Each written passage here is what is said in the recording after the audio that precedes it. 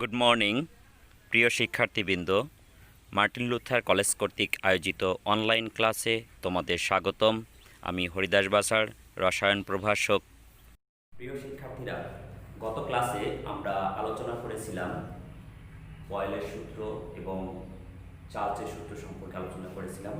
এই ক্লাসে আমরা জানতে পারবো যে অ্যাভোগাড্রো সূত্র সম্পর্কে আমরা জানতে পারবো, বয়েল ও চার্লসের সূত্রের সমন্বয় সম্পর্কে জানতে পারবো, আদর্শ গ্যাস সমীকরণ সম্পর্কে জানতে পারবো, মোলার গ্যাস ধ্রুবক সম্পর্কে আমরা ধারণা নিব এবং মোলার গ্যাস ধ্রুবকের তাৎপর্য এবং বিভিন্ন এককে মোলার গ্যাস ধ্রুবকের মান বের করতে পারবো। তাহলে এসো আজ আমরা আলোচনা করি অ্যাভোগাড্রো সূত্র সম্পর্কে। আচ্ছা, অ্যাভোগাড্রো সূত্রটা কি? অ্যাভোগাড্রো সূত্র হচ্ছে মোলার আয়তন বিভিন্ন মোল সংখ্যার উপর নির্ভর করে। আচ্ছা, তো স্থির তাপমাত্রা এবং চাপে যে কোনো গ্যাসের মোলার আয়তন তার মোল সংখ্যার সমানুপাতিক। অর্থাৎ মোল সংখ্যা যদি বৃদ্ধি পায় তাহলে মোলার আয়তন বৃদ্ধি পাবে। যখন তাপমাত্রা এবং চাপ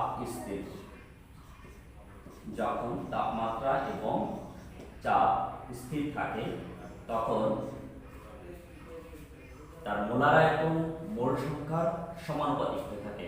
অর্থাৎ সমায়তনের সকল গ্যাসে সমান সংখ্যক অণু থাকে। এটা হচ্ছে অ্যাভোগাড্রো সূত্র।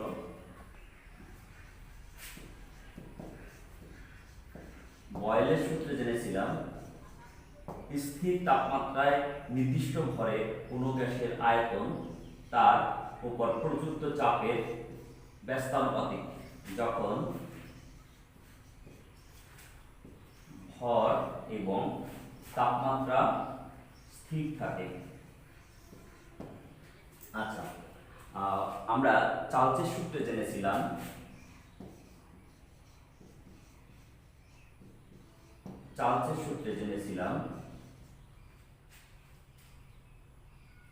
ভি সমানুপাতিক টি, যখন এম পি স্থির থাকে।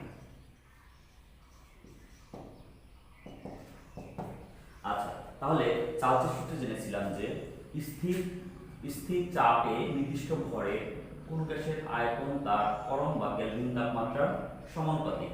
তাহলে এই দুইটি সূত্রকে আমি যদি বীজগণিতের মাধ্যমে প্রকাশ করতে চাই তাহলে লিখতে পারি ভি সমানুপাতিক 1/T ইনটু টি। আচ্ছা, তাহলে আমরা এটাকে লিখতে পারি ভি সমান কে ইনটু পি বাই পি লিখতে পারি। তাহলে এই সূত্রকে আমরা এভাবে প্রকাশ করতে পারি যে পিভি ইজ ইকুয়াল টু কে টি। আচ্ছা, এই সূত্রকে আমরা এভাবে লিখতে পারি যে পিভি বাই টি সমান কে। আচ্ছা, এখন আমরা এই আয়তন, চাপ এবং তাপমাত্রাকে পরিবর্তন করে আমরা লিখতে পারি P1 V1 T1 থেকে P2 V2 T2 এবং P3 V3 T3। এভাবে আমরা পরিবর্তনটা নিয়ে যেতে পারি Pn Vn Tn পর্যন্ত। তাহলে আমরা লিখতে পারি যে P1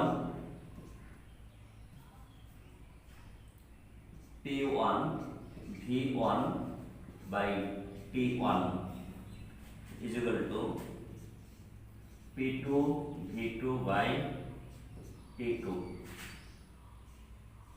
P1 V1 by T1 is equal to P2 V2 by T2 is equal to dot dot দিয়ে আমরা লিখতে পারি Pn Vn by Tn is equal to K।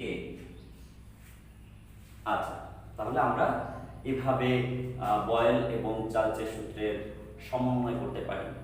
আমরা এই অংশ দিয়ে কিছু গাণিতিক সমস্যার সমাধান করতে পারি। যদি আমাদের এই সূত্রে আমরা একটু খেয়াল করে দেখি, এখানে 6টা মাত্রা আছে।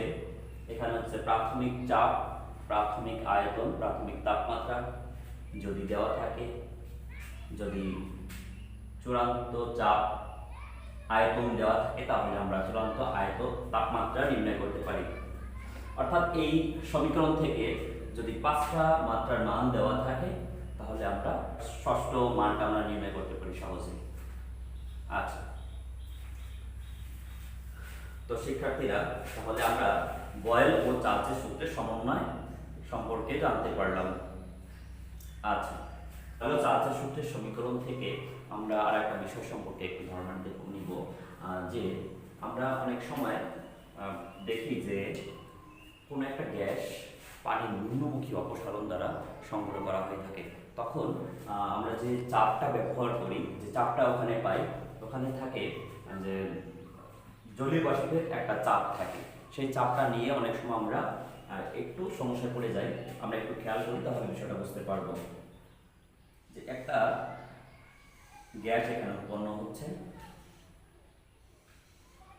যেটা হচ্ছে পানির নিম্নমুখী অপসারণ দ্বারা যে গ্যাসটা হচ্ছে সংগ্রহ করা হবে। আচ্ছা, তাহলে এখানে একটা গ্যাস, এভাবে গ্যাসের বুদবুদ সৃষ্টি হয়। আমরা যদি একটি টেস্ট টিউব এখানে রাখি, যে টেস্ট টিউবে পানি থাকে, আচ্ছা, তো এখানে পানি আছে টেস্ট টিউবের মধ্যে, এবং এই বিকারটিতেও পানি রয়েছে।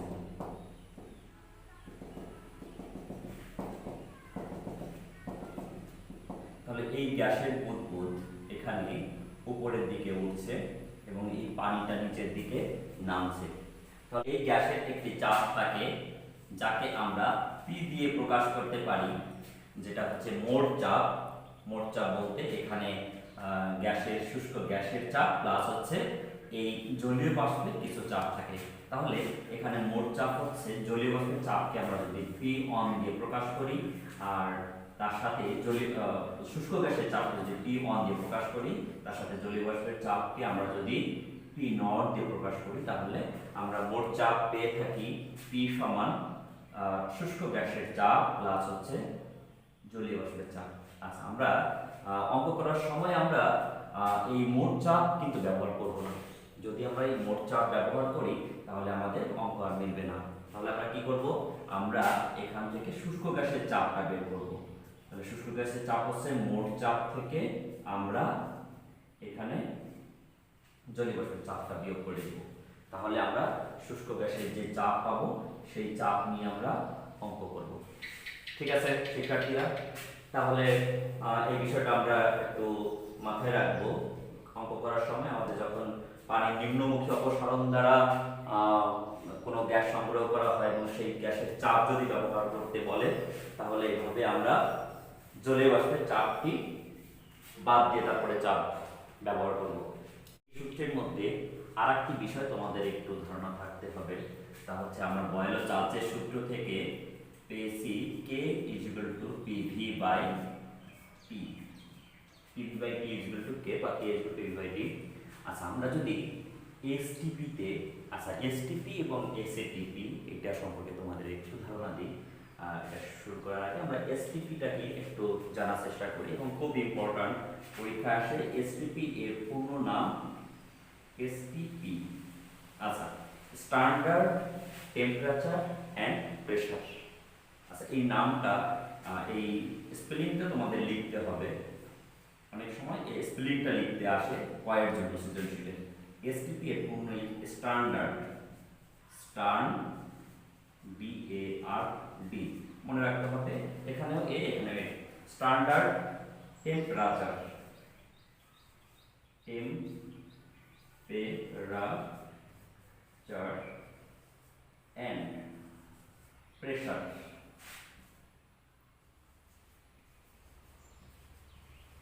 অর্থাৎ আদর্শ তাপমাত্রা ও চাপ।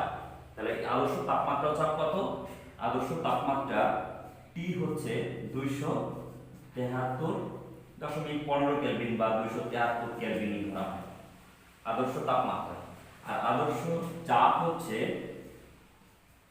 101.325 কিলো প্যাসকেল।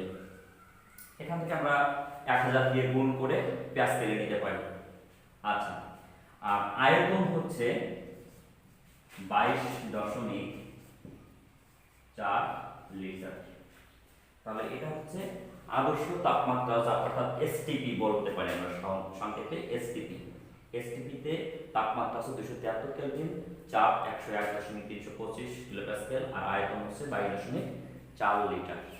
আচ্ছা, এর সাথে আরেকটু আমরা জেনে নিব। আচ্ছা, আরেকটু এখানে আসে এসএটিপি। এসএটিপি অর্থাৎ স্ট্যান্ডার্ড, এখানে শুধু অ্যাড করব ambient. Standard ambient, standard ambient temperature and pressure.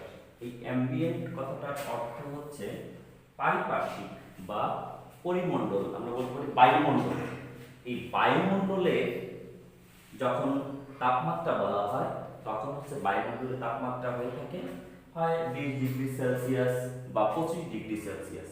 অর্থাৎ 25 ডিগ্রি সেলসিয়াস যদি বলে থাকি তাহলে এখানে হবে 298 কেলভিন। তখন আয়তন হবে 24.789 লিটার। আর এখানে হবে 101.325 কিলো প্যাসকেল। এই তাহলে এই আমাদের এটা আগে মূলত হচ্ছে এসটিপি এর পূর্ণ নাম। এসটিপি পূর্ণ নামটা এটা পরীক্ষায় আসে। আর এসটিপি আমাদের যে মানগুলো জানতে হয়, এসটিপি মানগুলো জানতে হয়। তাহলে এটা আমরা একটু বলে নিলাম, এখন প্রয়োজন তাই আমরা এখনই বলে নিলাম। আচ্ছা, আমরা এসটিপি তে খেয়াল করি। এসটিপি তে আচ্ছা এসটিপি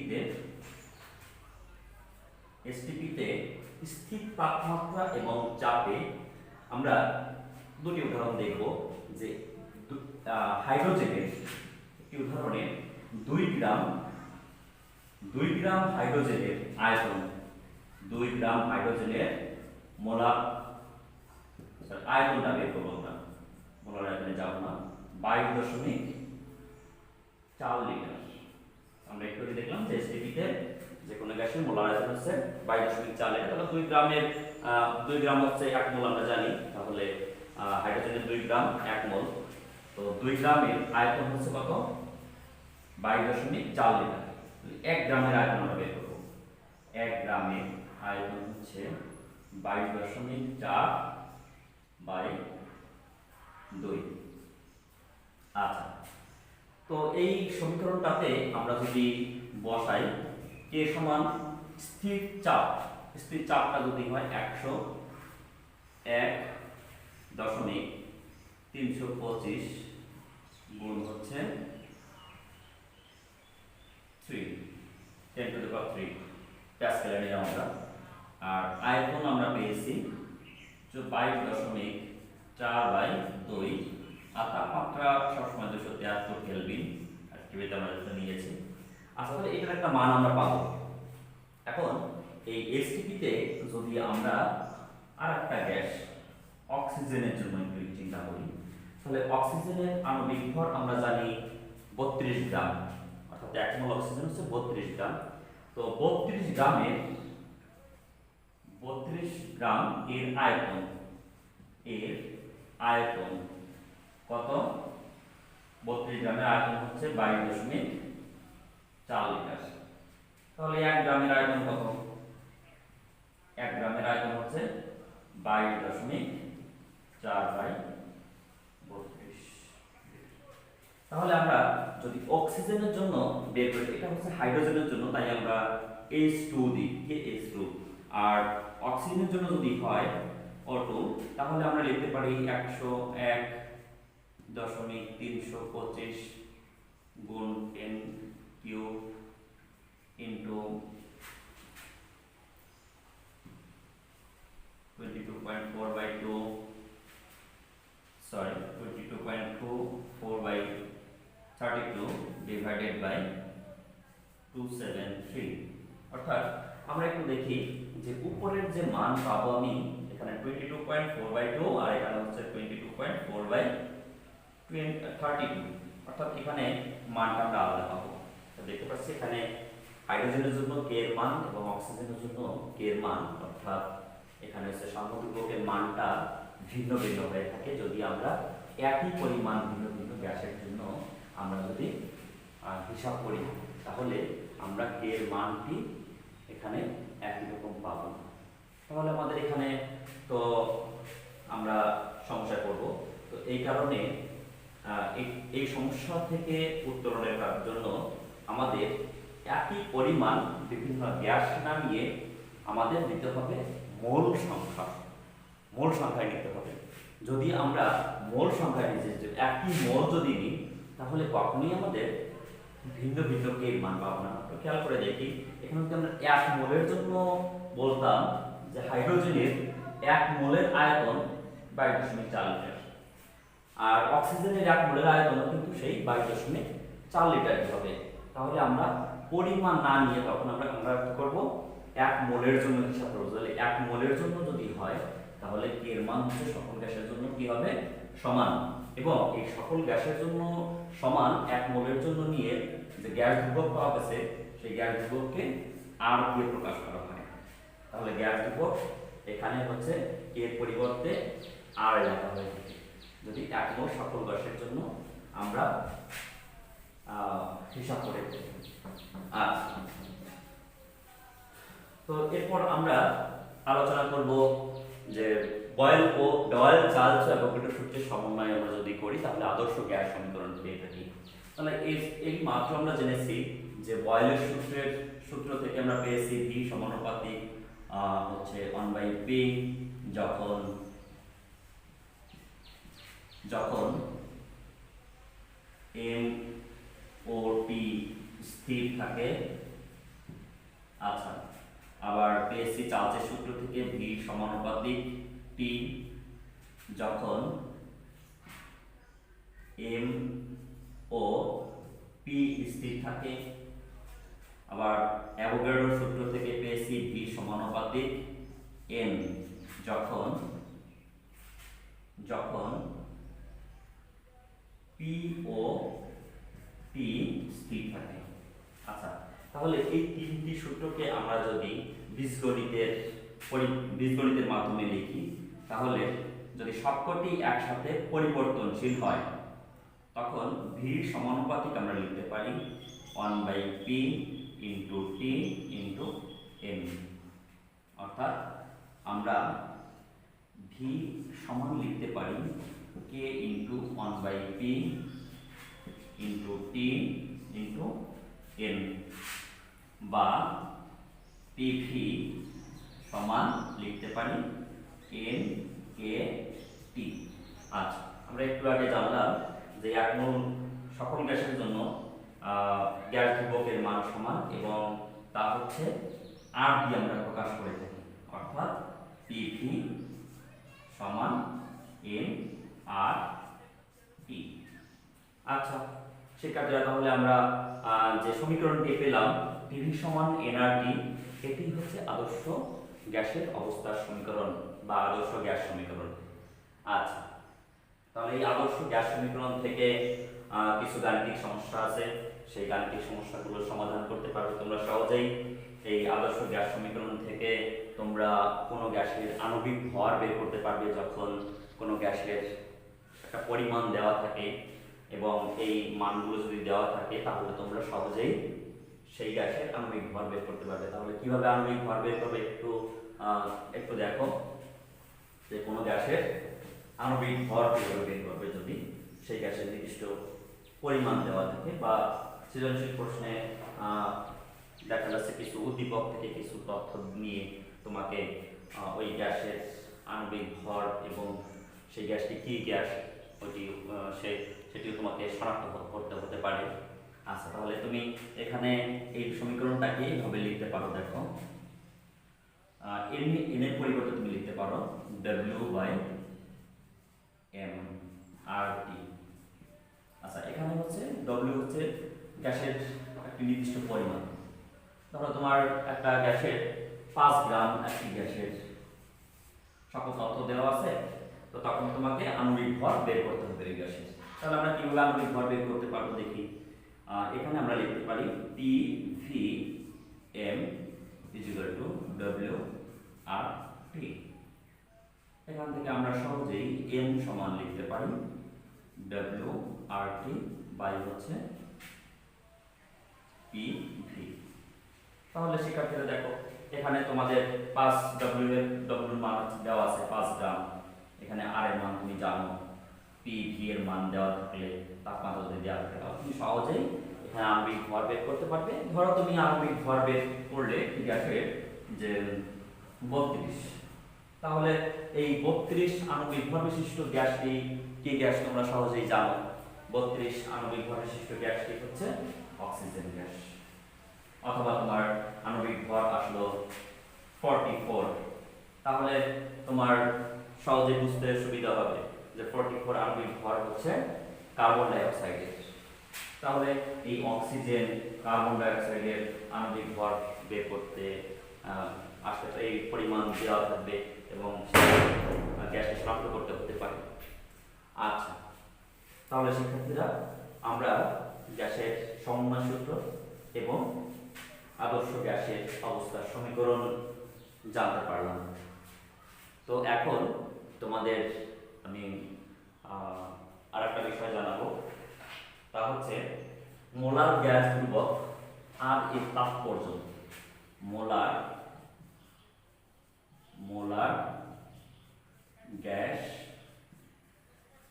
ধ্রুবক আর এর তাৎপর্য। আচ্ছা, তাহলে এই মোলার গ্যাস ধ্রুবকের তাৎপর্য আমাদের বের করতে হবে। খেয়াল করো, PV সমান nRT।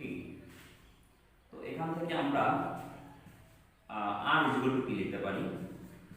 R = লিখতে পারি PV/NT। আচ্ছা, অর্থাৎ P ইনটু হচ্ছে V, P into V into 1/T into 1/N। আমরা যদি বাংলায় লিখি চাপ গুণ আয়তন গুণ 1/, তাপমাত্রা গুণ 1/, মোল সংখ্যা।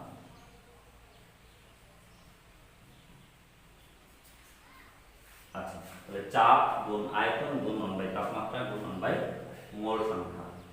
আচ্ছা, ঠিক আছে। তাহলে আমরা কি লিখতে পারি? চাপ আমরা জানি, চাপ হচ্ছে বল বাই ক্ষেত্রফল। বল বাই ক্ষেত্রফল, অর্থাৎ একক ক্ষেত্রফলে প্রযুক্ত বলকে চাপ বলা হয়ে থাকে। একক ক্ষেত্রফলের উপর যদি সেটা না একক ক্ষেত্রফলের উপর প্রযুক্ত বলকে চাপ বলে, আমরা জানি এটা সকলেই। আর আয়তন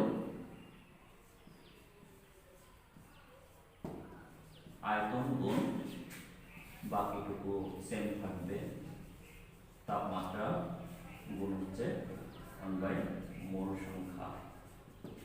আচ্ছা, তাহলে দেখি আমরা বল বাই ক্ষেত্রফল গুণ আয়তন গুণ 1/, তাপমাত্রা গুণ 1/, মোল সংখ্যা। আচ্ছা, তাহলে এখান থেকে আমরা লিখতে পারি, একটু খেয়াল করো, বল বাই দৈর্ঘ্য, দৈর্ঘ্য আমরা জানি স্কয়ার, আয়তন হচ্ছে যদি দৈর্ঘ্য দিয়ে প্রকাশ করি আয়তনকে তাহলে দৈর্ঘ্য কিউব লেখা যায়, আমরা 3 লিখলাম। আর 1 বাই তাপমাত্রা গুণ 1 বাই মূল সংখ্যা। আচ্ছা, তাহলে আমরা একটু খেয়াল করি, এখানে দৈর্ঘ্য কিউব আছে আর দৈর্ঘ্য স্কয়ার আছে, তাহলে আমরা এই স্কয়ার দিয়ে কিউবকে কাটলে এখানে একটা দৈর্ঘ্য থেকে যাচ্ছে, তাহলে বল গুণ আমরা লিখতে পারি দৈর্ঘ্য গুণ লিখতে পারি 1 বাই তাপমাত্রা গুণ 1 বাই মোল সংখ্যা। আচ্ছা, তাহলে বল গুণ দৈর্ঘ্য আমরা কি লিখতে পারি, যদি বল গুণ দৈর্ঘ্য আমরা লিখতে পারি কাজ, বল গুণ দৈর্ঘ্য হচ্ছে কাজ। আচ্ছা, বল প্রয়োগের ফলে যদি কিছু সরণ হয় তাহলে বল আর সরণের গুণফলকে কাজ বলে তোমরা জানো, তাহলে কাজ 1 বাই তাপমাত্রা ইনটু 1 বাই মোল সংখ্যা। তাহলে এটি থেকে তোমাদের একটু ধারণা হবে, দেখো আমরা এটাকে লিখতে পারি কাজ ইনটু তাপমাত্রা, তাপমাত্রা ইনভার্স 1 আমরা একই লিখি, গুণ মোল সংখ্যা, মোল সংখ্যা ইনভার্স 1, অর্থাৎ এটি থেকে আমরা একটু দেখি, আমরা এটি থেকে আর এর সংখ্যাটা দিব, আর এর তাৎপর্য আর এর সংখ্যা 1 মোল কোন গ্যাসের তাপমাত্রা, 1 মোল কোন গ্যাসের তাপমাত্রা 1 কেলভিন বৃদ্ধি করলে যে কাজ সম্পন্ন হয় তাকে গ্যাস ধ্রুবক আর বলা হয়, বা গ্যাস ধ্রুবক আর এর সমান। তাহলে কি হলো, 1 মোল কোন গ্যাসের তাপমাত্রা 1 কেলভিন বৃদ্ধি করলে যে কাজ সম্পন্ন হয় তা হচ্ছে গ্যাস ধ্রুবক আর এর সমান। এটি হচ্ছে আর বা গ্যাস ধ্রুবকের তাৎপর্য। তাহলে বুঝতে পারছি আমরা শিক্ষার্থীরা গ্যাস ধ্রুবকের তাৎপর্য। এই গ্যাস ধ্রুবকের তাৎপর্য বলতে কি বোঝায় সৃজনশীল প্রশ্নের খ নম্বর প্রশ্নে প্রায় দেওয়া হয় এবং এটি খুব ইম্পর্টেন্ট। আচ্ছা, এখন আমরা একটু জানার চেষ্টা করব যে গ্যাস ধ্রুবক আর এর বিভিন্ন এককে মানগুলো কি হয়, বা আমাদের অঙ্ক করার সময় এই মানগুলো খুব গুরুত্বপূর্ণ। আচ্ছা, এসআই এককে গ্যাস ধ্রুবকের মানটা খুবই ইম্পর্টেন্ট। এসআই এককে গ্যাস ধ্রুবকের মান, এসআই এককে গ্যাস ধ্রুবক আর এর মান নির্ণয় করব আমরা, লিটার বায়ুচাপ এককে আমরা আর এর মান নির্ণয় করব, এবং হচ্ছে সিজিএস এককে আর এর মানটা নির্ণয় করব। তাহলে আর সমান আমরা জানি ইভি বাই এনপি, এখানে চাপ এবং আয়তনের পরিবর্তনের উপর নির্ভর করে আর এর মানটা ভিন্ন ভিন্ন হবে। আচ্ছা, আমরা এসআই এককে বের করব লিটার, লিটার অ্যাটমসফিয়ার চাপ এককে বের করব, লিটার অ্যাটমসফিয়ার এককে বের করব, আর হচ্ছে সিজিএস এককে আমরা আর এর মান বের করব। তিনটা এককেই আমাদের শুধু চেঞ্জ হবে পিভি এর মান, একটু খেয়াল করি নিজেরাই আমরা বাসায় করতে পারবো। আচ্ছা, এসআই এককে এসপিপিতে আমরা চাপ জেনেছিলাম পি হচ্ছে 101.325 কিলো প্যাসকেল। তাহলে এই কিলো প্যাসকেলকে আমরা প্যাসকেলে নিলে এস এককে আমরা চাপের মান পেয়ে যাব 101.325 গুণ 1000 প্যাসকেল। এটাকে আমরা নিউটন বা বর্গমিটারে লিখতে পারি। প্যাসকেলকে আমরা অবলিক দিয়ে নিউটন বা বর্গমিটারে লিখতে পারি। আচ্ছা, আর আয়তন হচ্ছে 22.4 গুণ হচ্ছে 10⁻³ ঘনমিটার। আচ্ছা, আমরা 22.4 লিটারকে আমরা ঘনমিটারে নিলাম। আমরা জানি যে 1 ঘনমিটার হচ্ছে 1000 লিটার। সেক্ষেত্রে আমাদের যদি ঘনমিটারে নিতে হয় তাহলে 1000 দ্বারা ভাগ করে লিটার থেকে ঘনমিটারে নিতে পারবো। তাহলে এই পি এবং ভি এর মান আর এন এর মান আমরা জানি যে এন এর মান হচ্ছে 1 মোল, এন হচ্ছে 1 মোল, আর হচ্ছে পি হলো 273। আচ্ছা, 273 কেলভিন, এটা হচ্ছে 1 মোল। ওকে, তাহলে আমরা এই মানগুলো বসিয়ে দিলে আমরা আর এর মান এসআই এককে পেয়ে যাব 8.314 জুল পার কেলভিন পার মোল। ওকে, আর লিটার অ্যাটমসফিয়ার চাপ এককে আমাদের এই মানটা হবে, এখানে হচ্ছে 1 অ্যাটমসফিয়ার হবে, এখানে চাপের মান হবে 1 অ্যাটমসফিয়ার, খুবই সহজ, 1 অ্যাটমসফিয়ার। আর আয়তন 22.4 লিটারই হবে। তাহলে এই মানটা আমি বসিয়ে আমরা এখানে পিভি বাই এনটি মান বসিয়ে এখানে পাবো 0.082 litre atmosphere per kelvin per mole. আচ্ছা, এখন তোমাদের সিজিএস এককে এই আর এর মানটা নির্ণয় করতে হলে তোমাদের নির্ণয় করতে হবে চাপের মান। প্রথমে চাপের মান সিজিএস এককে, সিজিএস এককে, সিজিএস এককে চাপ হচ্ছে 76 সেন্টিমিটার পারদ চাপ মিটার। তো 76 সেন্টিমিটার পারদ চাপ কত হয়? 76 ইন্টু পারদের ঘনত্ব আমরা জানি রো হচ্ছে 13.6 গুণ জি এর মান হচ্ছে 981 ডাইন পার বর্গ সেন্টিমিটার। তো সেক্ষেত্রে আমরা জানি পি এখানে হচ্ছে পারদের উচ্চতা এইচ রো জি। তো এইচ হচ্ছে 76 সেন্টিমিটার, রো হচ্ছে 13.6 এবং জি হচ্ছে 981 ডাইন পার বর্গ সেন্টিমিটার। আচ্ছা, এই মানটি হচ্ছে চাপের মান।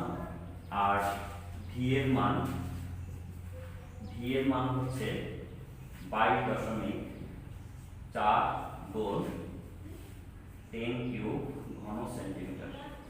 তাহলে এখানে পির মান এবং ভির মান আমরা জানলে পিভি বাই এনপি এর মান তো একই থাকবে, সেই মানগুলো বসিয়ে দিলে আমরা আর এর মান পেয়ে যাব 8.31 ইন্টু হচ্ছে 10⁻⁷ আর ই আর জি আর পার কেলভিন পার মোল হবে এখানে জি এর মান।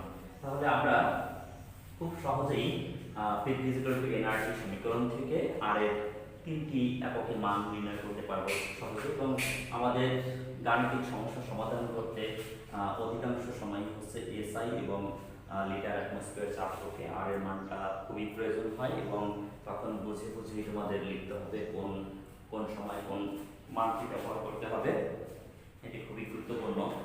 আচ্ছা, তাহলে আমরা বিভিন্ন এককে আর এর মান এইভাবে নির্ণয় করতে পারবো। আরও এককে আছে কিন্তু সেগুলো প্রয়োজন হয় না, এই তিনটি এককই হচ্ছে বেশি ইম্পর্টেন্ট তোমাদের জন্য। তো শিক্ষার্থীরা, ঠিক আছে, আজকে এ পর্যন্তই। আবার তোমাদের সাথে দেখা হবে অন্য ক্লাসে। আর তোমরা পড়াশোনা করবে ভালো করে, তোমাদের সুস্বাস্থ্য এবং সবাই যেন আমরা ঘরে থাকি সেই কামনাই করছি। ভালো থেকো, সুস্থ থেকো, আর বাড়িতে পড়াশোনা করো, নিয়মিত পড়াশোনা করতে হবে তোমাদের। আমরা এগুলোই তোমাদের জন্য আমরা পড়া দিচ্ছি, বাড়ির কাজ দিচ্ছি। এই গাণিতিক সমস্যাগুলো সমাধান করবে, এগুলো তোমরা বাসায় করবে, লিখবে। আমরা ছুটির পরে অবশ্যই এগুলো সব কিছুই আবার তোমাদের কাছ থেকে চেক করব। ঠিক আছে, তোমরা ভালো থেকো। Thank you.